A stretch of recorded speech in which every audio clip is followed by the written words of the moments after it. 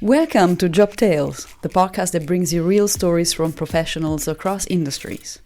Death is part of life, but few of us truly understand what happens behind the scenes when a loved one passes away. Jacques Murith, welcome to the show. You are a seasoned mortician and funeral home owner. Your job is not always known by the public, and sometimes we really never get to cross paths with your services. So can you please share with us what you do? I've been working for this company for Jacques Murith for almost 10 years now. And I work with I've got to say, with my brothers, and it's a chance for me to work with my two brothers. For some people, it's not easy to work as family, but for us, it's a chance. It's very easy for you. Okay, Well, that's awesome. we go along very good, and we always support each other, and have to. And it's true, it's a challenging job every day, but we like to work together. That's for sure. It's very good. Before we started the interview, you told me that your father used to do this, or still is still active.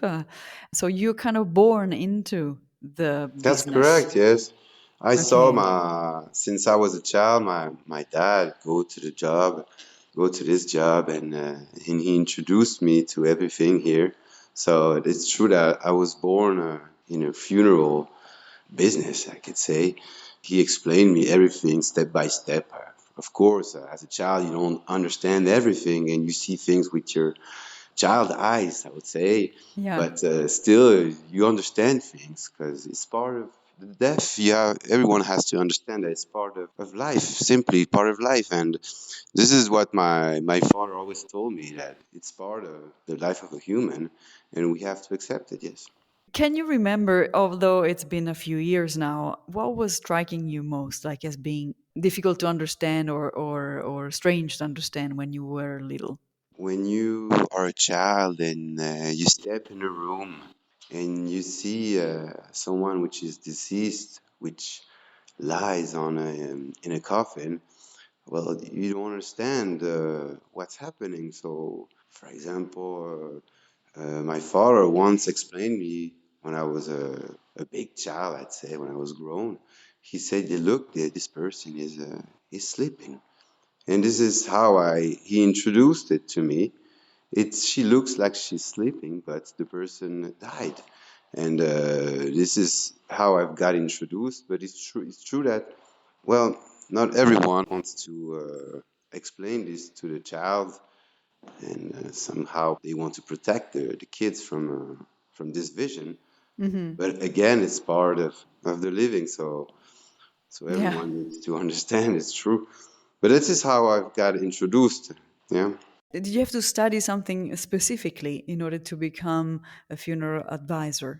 I have an academic background which is not usual, because if I can talk about this a little bit, well, I had maybe the chance, well, to have an uncle which lived in the U.S. So I was sent there by my parents when I was about 14, 15 years old, and I made there 3 years, and I've got a high school diploma in. It was in Detroit. Then I got back here and made I call it a business administration diploma here in Geneva. I got back. So in the US, I've got the chance to learn English also, and then I started working in a private bank. So Okay. no, not at all as a Nothing as to in do funeral, with nothing to funeral. do with funeral advising. So I was working in a Swiss private bank in Geneva during 10 years. And Oh, then, okay. but we always, had in our heads with my brothers, we wanted to work together. But for my father, it wasn't easy, since, to manage a company when you're one manager, it's easier than when you're three managers, for Yeah. instance. You have to go along, and that's not easy. There was, after 10 years of waiting, working in this bank, which was a very good experience, by the way. Well, my brother once called me and said, "Yeah, Jacques, there is this opportunity for you." So I took my chance, I quit my job, and I came here to work with my brothers. And it's a great adventure. What do you do on a daily basis?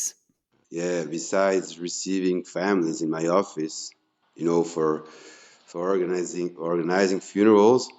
I'm also in charge in the morning of the planification of the job which our company needs to have done. It's something which I do, planification for the next day, ceremony, who goes where, for example, and what cars goes where. And Okay. also, I'm the company accountant, so I'm quite very busy all day. Okay, It's so a the mix. the Yeah, it's banking a mix times of were useful. it's a mix of administration and receiving families for funeral organization. Okay. So, yeah, in a funeral service, basically you have a front office space where you welcome the families or like the individual that requires the service, if I understand correctly. Is it like an initial like interview of what they would like the funeral, how they would like it to be, or how Yeah, does it, yeah, how does it work? What is the kind of process? the process is that we welcome the people which come to reception. Of course, they step in our office, in my office, and then first of all, I explain them what is the first step for death formalities, the announcement of the declaration of death to the state of Geneva, right? What does the state of Geneva does automatically also. Also, then we start talking about the organization of a ceremony. We do all the religion, even secular ceremonies we organize, Mm, and we have all the contacts, and we call the different people all around in order to organize everything. Also, different town halls from the different cities in Geneva in order to organize the burials. Yes, and mm. either a burial after a ceremony or a cremation at St. George, of course, yes. Also, at the end, we organize everything which needs to be obituaries in the newspapers. Yes. Okay, so you can do basically all kinds of services related to the death of a person, all the way Yes, to, we try yeah. to do the more complete way in order to have a, I wouldn't say a all included service, but we try to do our best and yeah, to be as useful as possible. Yes. Okay. Do you also like have your own vans or vehicles for the ceremony, for the transportation? I don't know if we can say that in English, but we have a flood, Uh-huh, a or I can fleet? say yes, of about 10 vehicles. Okay. So we can do, let's say, yeah, at least 3 ceremonies per day. Oh, wow. Okay. It's a good way to manage ceremony because we need to have those cars are not easy to prepare and they need to be well organized and cleaned up for the ceremonies. Yes. Okay. Okay. Can you maybe mention some anecdotes of services that you've done? Maybe some that I might not be expecting to hear. Oh, this is not an easy one, huh, but I have maybe one. You know, coming out of a church, we have always the master of ceremony with the carrier, which have the coffin on the shoulders with the family, which is behind walking. You know, Yes. like a procession coming out of the church. And at that moment, we had the hearse, which had a flat tire. Oh, oh So, no. and it happened almost instantly. I don't know how, but it happened. So we had to call the company to have another hearse come immediately as soon as possible in order to the procession for the burial. I mean, the family took it in a nice way. I In a mean, nice way? it Okay. can happen, but it It was worked fun. out. Yes, because yes, it's true because you're so usually concentrated on the sadness and the day. Everything is revolving around the person who died and the family that's suffering, and then everything else has to be perfect, right? It's like the best event that you can possibly organize. I can imagine. Yeah. We cannot make a ceremony again, you understand, or a Yeah. burial. It's just once. It has Yeah. to be perfect. Has to be It has to perfect. be Yeah. perfect. It's the way it is. You find it a stressful job since it had to be perfect and yeah, a lot of expectation? As a beginner, yes, it's kind of stressful, but then with the experience, it's something that it's a stress you appreciate. It's a positive pressure. This is Okay. how I call it, because I mean, I feel useful in this job, and when the job is well done, they really still thank you. They say thank you in a special way. It's something Ah, which is very okay. special for me. It's It's something very very special heartwarming. again. Yeah, yeah. You know that you're there for some of the most difficult Yeah, I moments mean, of someone's again, life. you feel helpful. It's a good job. Yeah. And do you think it's an attractive job for young people? Like, Yes. do you find Well, a lot of like, are there a lot of people that are applying for jobs, asking to have maybe an internship at your company? we have a. I've got to say, we've got a lot of every 2 months. Let's say we have internships which come here to, let's say, discover the job, right? Okay. It's a way to know how things are done in the funeral in this funeral milieu. How you say this? Yeah, yeah. In the environment, yeah, the The funeral environment. environment. That's correct. Yes. Thanks for your help. Yeah, And no problem. it's an internship which is about, let's say, 1 week long or maybe 2 weeks. Okay. The person can see every aspect of this job, the human contact, also when we are in ceremony and we are with the family, we have to. These people have questions, we need to answer them, and also it's a job where it's true that we always there's women and men. There's of course, in order to carry a coffin on the shoulder, you need strength, Yeah, but everyone is capable. That's yeah. my point of view, and I saw. Again, women or men do this job. There's no rule about it. Are they members of the family that do this job, or are they actually external people that are hired to do this, to carry? Me and my brothers, of course, we work here. My father does a little less now, but we work with other employees which help us yeah, do this job. Also, for ceremonies, we suddenly need more people, so we call some people we know, and they come and help us to carry these coffins and drive these cars. Yes. What's the time frame from the moment that let's say, you get the first call to the actual service, the funeral, and then the end of your services? Well, it depends. It's a good question because some people step in the office and they want things to be done very quickly. So this is also possible. 48 hours is the minimum you need to observe Okay. before, after someone dies, I say. 48 hours is the minimum until we can organize a cremation or a burial. Okay. Okay. However, a ceremony can be done very quickly. The thing is that some people also step in the office and say that they want things to be done, but in 2 weeks, because a lot of people need to come from abroad and travel and be there for a ceremony. So with the hygiene cares, the involvement, Yeah.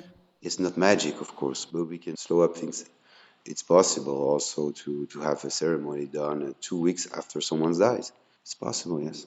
Okay. And then, but in let's say, in average, would it be On average is about, yeah, I'd say 4 days, 4 or 5 days. 4 days? Okay.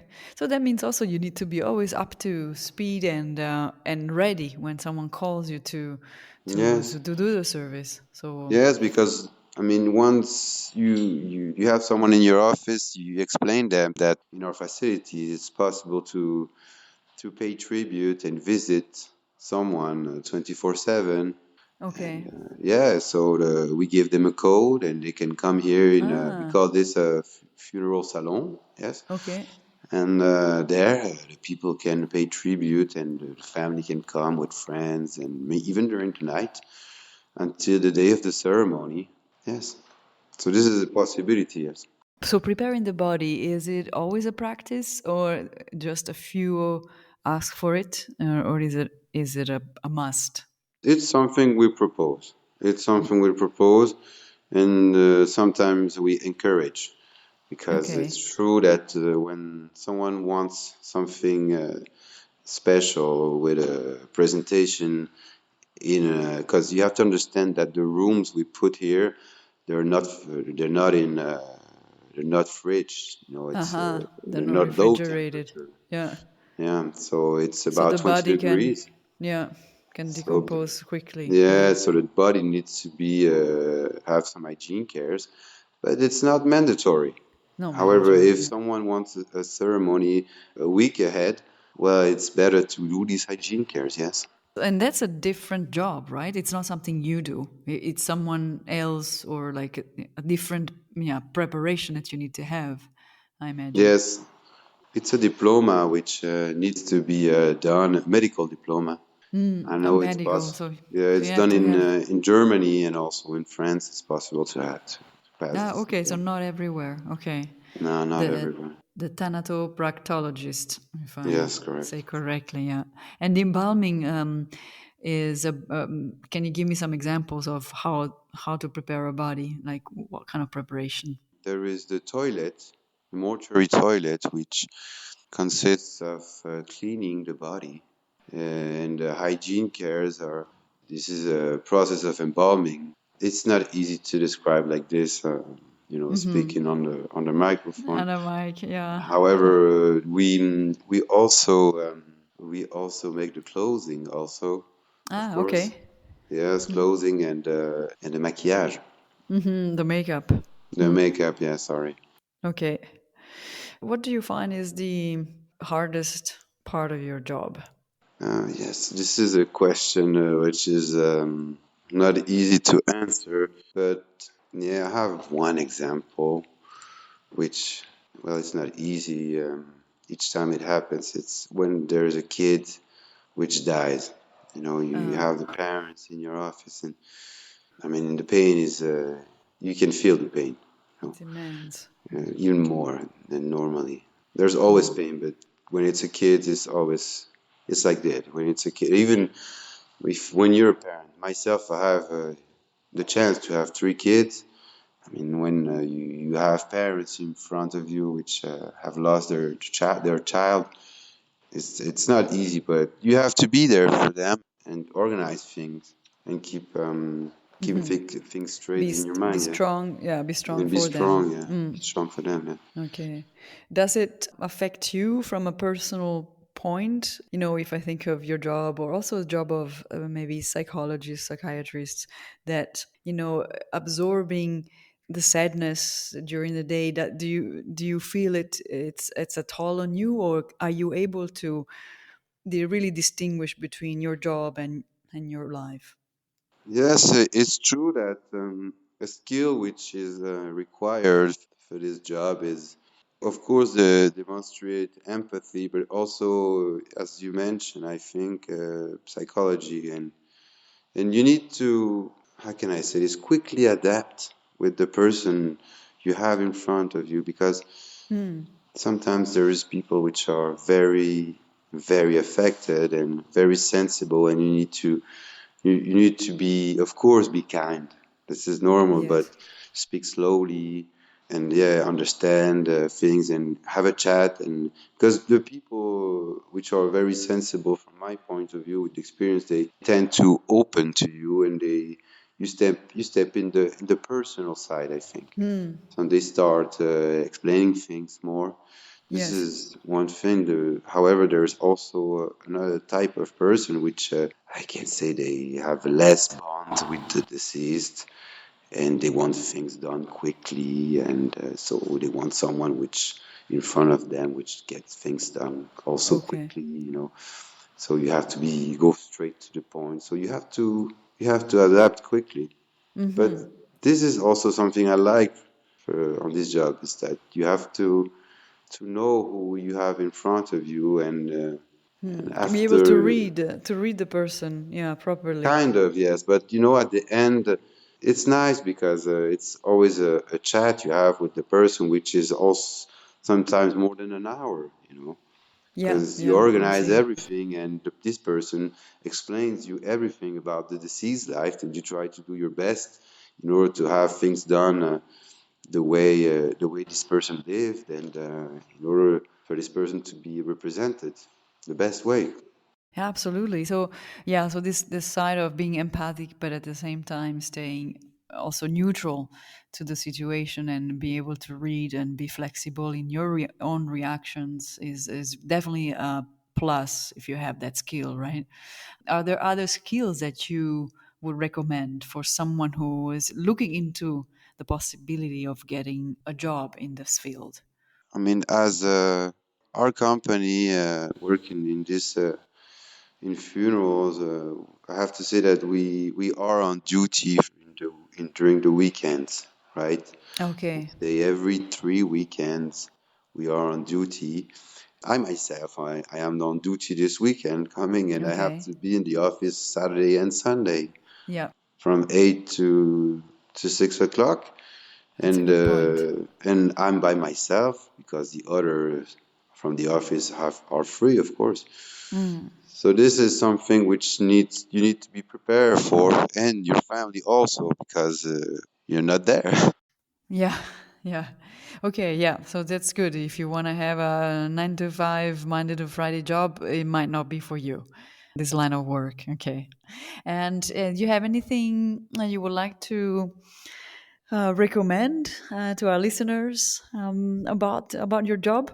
Well, you have to, I mean, enjoy the human contact for sure, and if you want to be useful, feel useful, this job is really made for you. That's my point of view. Hmm. And of course, it's true that you cannot be there and absorb the pain. You have to, of course, understand people, and then you need to feel free from. Of course, they're gonna give you explanation, and you're gonna feel this pain, but you have to let go after a time, because then you're gonna come back to your family or your friends. I mean, you need to be free from this, and then come back on the next day brand new in order to help other people. Yeah. This is what I Okay. can say. Yeah, thank you. Yeah, no, for sure. It's definitely can be a difficult job to have, but very rewarding too. So yeah, thank you for Yes, it's very rewarding, of course. Yes. very rewarding. Definitely a business that will not end anytime soon. It's definitely a business that will go on always. Yes, it's very useful. Yeah, yeah, for sure. Like birth as well.